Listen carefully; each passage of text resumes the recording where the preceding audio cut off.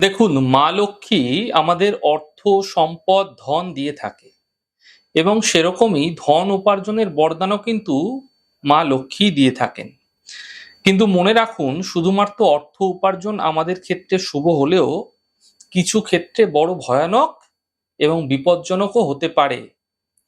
কারণ দেখুন, যদি শুধুমাত্র আপনাকে অর্থ দিচ্ছে, বুদ্ধি, বিবেক, বিচার দিচ্ছে না, তা আপনাদের ক্ষেত্রে অত্যন্ত হানিকারী হতে পারে।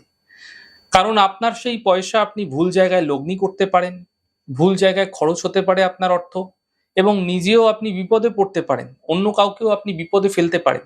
সুতরাং যখনই আপনি লক্ষ্মী পুজো করছেন, তার সঙ্গে সঙ্গে ভগবান গণেশের আরাধনা এবং বিষ্ণুর আরাধনা অবশ্যই করা উচিত, যাতে বিচার, বিবেক এবং বুদ্ধির উৎপত্তি হয়। সুতরাং লক্ষ্মী পুজোর শুভত্ব আরো বেশি বৃদ্ধি পাবে এবং ধন আগমনের পথ প্রশস্ত হবে। শতে শতে আপনার অর্থ সঠিক জায়গায় বিনিয়োগ করে আপনি শুভ ফল লাভ করতে পারবেন। তাই সর্বদা যখনই মা লক্ষ্মীর আরাধনা করবেন, ভগবান গণেশের আরাধনা এবং ভগবান বিষ্ণুর আরাধনা অবশ্যই করা উচিত।